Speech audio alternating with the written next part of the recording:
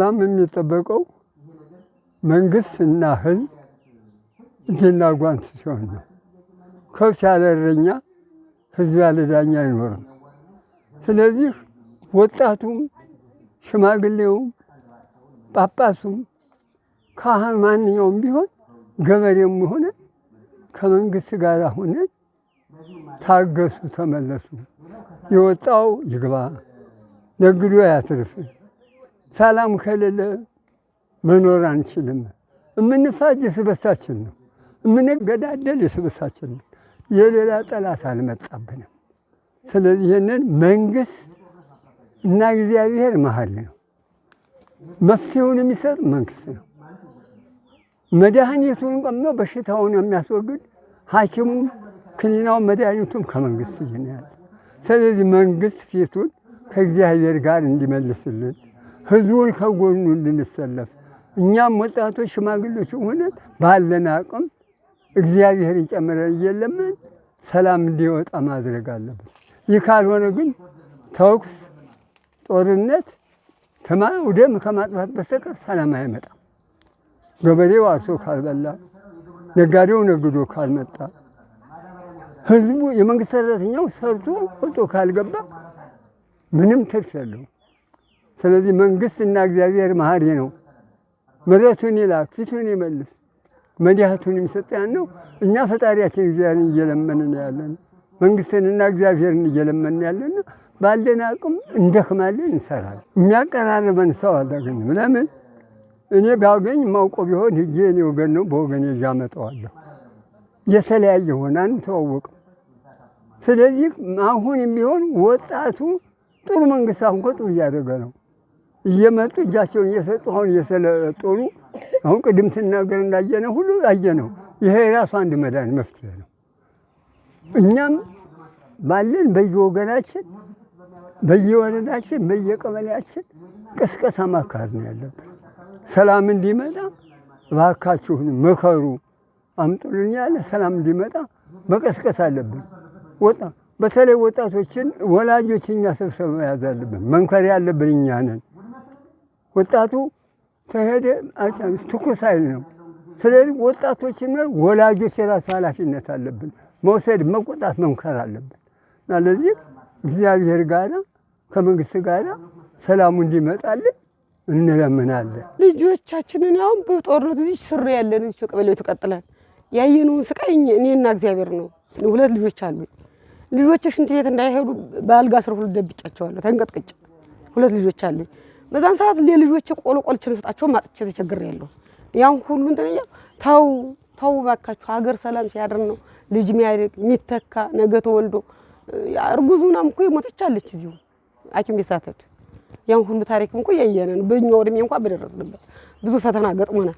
ከዚህ ሁሉ ነገር መጀመሪያ ትክክል ነው ስተት እንትን ተብሏል። ያ ስተት ታርሞ ደግሞ እንዲመለሱ ቢደረግ በጣም ከሚገባው በላይ ነው እንትን የምንለው። ተፈታትነዋል ልጆች ሁሉ ሳይቀር እና እነዚያን ቤተሰቦች ደግሞ እናትና አባቶቻቸው ወንድሞቻቸውን ሰብስቧቸው እንደዚህ ሊያስተካከል ነው እንደዚህ ነው ብለን እንመክራቸዋለን። በድርድር መጣው ገብተው የሚፈልጉትን መንግስትም ሰጧቸው እንዲኖሩ መደረግ፣ መሬት ያለው መሬቱን አርሶ እንዲበላ፣ መሬት የሌለውም የከተማ ኗሪውም ወረት ተመቻችቶለት የሚፈልገውን ተመቻችቶለት እንዲኖር ነው እኛ የምንፈልገው። ገበሬው እኮ ተሰቃይቷል፣ ጥሎ ለመሄድ እያቃተው ነው ያለ።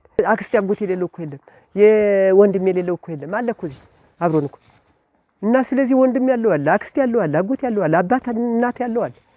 ዝም ብሎ እኮ አልመጣም፣ አለ እኮ የኛ ወገን እኮ ነው። የትም አይደርስም። እስከ መቼ ጫካ ሆኖ ይገፋል? የውይይት ዋና ዓላማ እንግዲህ ክልላችን ኦልሞስት ወደ 2 ዓመት አካባቢ ያልተረጋጋ ሁኔታ ውስጥ ነው ያለው፣ ግጭት ውስጥ ነው ያለው። አሁን በተቻለ መጠን አንጻራዊ ሰላም እየመጣ ያለበት ሁኔታ ነው ያለና ይሄን አንጻራዊ ሰላም ወደ ዘላቂ ሰላም ለማምጣት ዋናውና ትልቁ ነገር ምንድነው? ንግግር ያስፈልጋል፣ መግባባት ያስፈልጋል። በተለይ ጫካ ካለው ኃይል ጋር እዚህ ያለው የማህበረሰብ ክፍል ወንድም ነው፣ ያጎት ልጅ ያክስት ልጅ ነው። የእያንዳንዳችን ቤት ቤተሰብ አለ፣ የእያንዳንዱ ሰው ማለት ነው።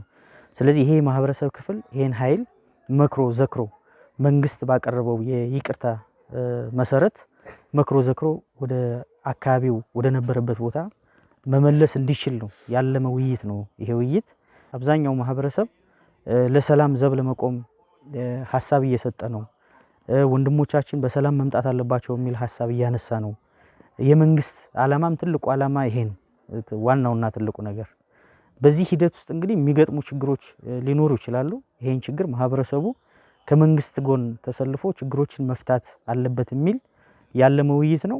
ከክቡር ርዕሰ መስተዳድር ጀምሮ መልእክቶችን እያስተላለፉ ነው ያሉት በቪዲዮ ኮንፈረንስ።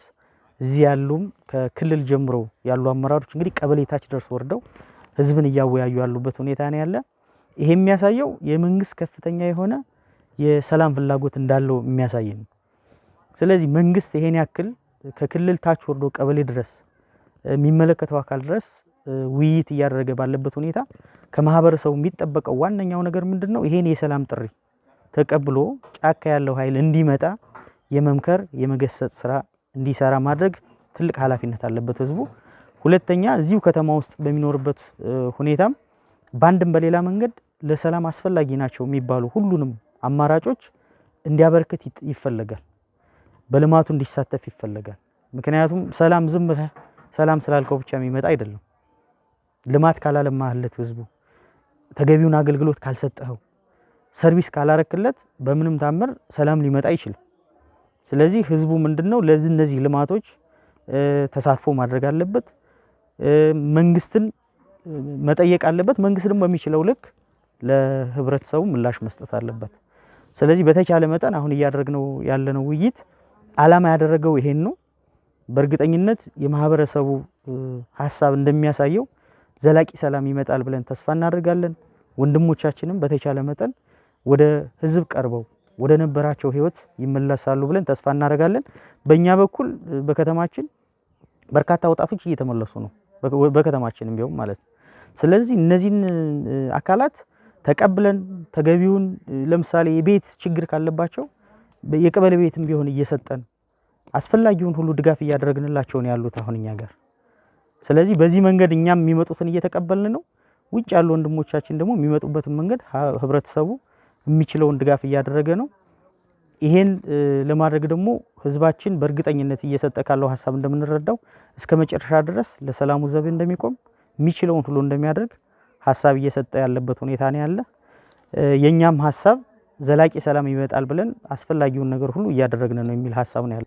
የዚህ ውይይቱ ዋና ዓላማ ለማንሳት እንደሞከርኩት እየደረሰ ባለው ሁሉን አቀፍ ጥፋት እና ውድመት፣ ይሄ ውድመት በሂደት ስለሚያመጣው ማህበራዊ መስቀልቅል፣ ስለሚፈጥረው ኢኮኖሚ ቀውስ እና ይህንን በአግባቡ ተረድቶ ህብረተሰቡ ከችግር በመውጣት ረገድ የበኩሉን አስተዋጽኦ እንዲወጣ እና የተጀመሩ ልማቶች የተጀመረውን አንጻራዊ ሰላም ወደ ዘላቂ በማስፈን ረገድ ከምንም በላይ የህብረተሰቡ ድርሻ ከፍተኛ መሆኑን በማስገንዘብ ህብረተሰቡ የበኩሉን አስተዋጽኦ እንዲወጣ ማድረግ ነው። አሁን ባለንበት ነባራዊ ሁኔታ የሰብል ልማት ስራዎችን ማዕከል አድርገው የሚሰሩ ስራዎች በገጠር በከተማ ደግሞ ሌሎች የከተማ ልማት ስራዎች የሚሰሩበት ነው። ከምንም በላይ በዞናችን ላይ የጸጥታ ሁኔታ ያባባሳቸው የስራ አጥነት፣ የኑሮ ውድነት እና መሰል ችግሮች አሉ። በተለይም የተጀመሩ የልማት ስራዎች በመሰረተ ልማት፣ በግብርና ልማት፣ በማህበራዊ ልማት፣ በጤናና በትምህርት የተጀመሩ ስራዎች ህብረተሰብ ባለቤት ሆነው እንዲቀጥሉ የሚደረግበት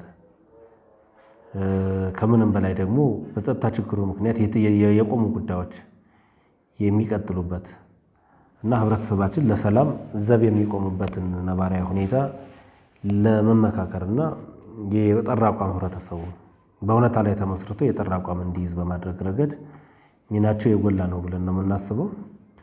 ይህን መድረክ ለመምራት የዞን አመራራችን ወደ ታች ወርዶ ቀበሌ ድረስ እያወያየ ነው። ወረዳ ድረስ እያወያየ ነው። የወረዳ አመራሩ ወደ ቀበሌዎች ወርዶ፣ የከተማ አመራሩ ወደ ቀበሌዎች ወርዶ ቀበሌን ህዝብ አግኝቶ እያወያየ ነው። የክልል አመራሮቹ ዞን ድረስ መጥተው በዞን ደረጃ ያሉ መድረኮችንም ወደ ታችም ድረስ ቀበሌ ድረስ ሄደው እየመሩ ነው። የዚህ ዓላማ የችግሩን አሳሳቢነት፣ የጸጥታ ችግሩ ያመጣውን የችግር አሳሳቢነት በአግባቡ የተረዳ ማህበረሰብ በመፍጠር ህዝባችን ለሰላሙ ካልተጋ በስተቀር በአንድ በኩል ወይም ደግሞ የጸጥታ መዋቅሩ ወይም ደግሞ የአስተዳደር አካላት ብቻ በመስራት ዘላቂ ሰላም ማምጣት እንደማይቻል በማስገንዘብም ጭምር የህብረተሰብን አቅም ለመጠቀም ህብረተሰብ የሆነ ባለውና እየጠፋ ባለው ጥፋት ላይ የተሟላ ግንዛቤ እንዲኖር ለማስቻል ነው። ከምንም በላይ የጥፋት ኃይሉ በተሳተ ፕሮፓጋንዳ ህዝባችንን አዛብቶ ስለሆነ ለዚህ ያደረሰው ላለፉት ዓመት ከ7 ወርና ከ8 ወር የደረሰው ሁከትና ብጥብጥ ያመጣውን መዘዝ ህብረተሰባችን በአግባቡ እንዲረዳው የማድረግ ዓላማና ግብ ያለው መድረክ ነው እየተመራ ያለው ማለት ነው። በጸጥታ ችግሩ ምክንያት ያልተደራጁ ያልደረስንባቸው ቀበሌዎች ስላሉ እነዚህ ቀበሌዎች ላይ በሂደት ምንደርስ ነው የሚሆነው። ለጊዜው ግን እያስተዳደርናቸው ያሉ ቀበሌዎችንና ወረዳዎችን ምንመራ ነው የሚሆነው። በደረስንባቸው አካባቢዎች የተለያዩ ስብከቶች ይሰበኩ ስለነበር፣ የተዛቡ ፕሮፓጋንዳዎች ይሰሩ ስለነበር ሳናቅ የገነባናቸውን ተቋማት አፍርሰናል። ሳናቅ ከገንዛ ወንድሞቻችን ጋር እንድንታኮስ አድርገውናል። ሳናቅ ኢትዮጵያን ለዘመናት ከጠበቀ የመከላከያ ሰራዊት ጋር በተቃርኖ እንድንቆም አድርገውናል። ላጠፋነው ጥፋት ይቅርታ፣ በቀጣይ ከሰላምና ከእውነት ጎን እንሰለፋለን የሚለው ማህበረሰብ በጣም ብዙ ነው። የዛሬ 2 ዓመት አካባቢ የነበረው አስተሳሰብ ዛሬ የለም። ትናንት የነበረው የተዛባ ቅስቀሳ ዛሬ የለም። ህብረተሰቡ እውነትን እያወቀ ስለሆነ አንደኛው ይሄንን ነው ይቀርፋል ብለን የምናስበው። ሁለተኛው የተጀመሩ የማህበራዊም የኢኮኖሚያዊ ልማቶች ተጠናክረው ይቀጥላሉ የሚል እምነት አለ። እንደምታውቁት በዞናችን ውስጥ ብዙ ማህበራዊና ኢኮኖሚያዊ ልማቶች እየተከናወኑ ነው። በተለያየ ጊዜ በጸጥታ ችግሩ ምክንያት የሚደናቀፉ አሉ። ህብረተሰቡን ባለቤት ማድረግ ስንጀምር የሚሰሩ የመሰረተ ልማት ስራዎችን፣ የሚሰሩ የኢኮኖሚ ልማቶችን፣ በአጠቃላይ የሚሰሩ የማህበራዊ ልማቶችን፣ የትምህርት፣ የጤና ስራዎችን በመጠበቅና በዘላቂነት ባለቤት ሆኖ በመሳተፍ ረገድ የበኩሉን አስተዋጽኦ ያደርጋል ብለን ስለምናስብ በተለይ የተጀማመሩ ልማቶች እንዲቀጥሉ በማድረግ ረገድ መድረኩ የጎላ ሚና ይጫወታል እናስባለን።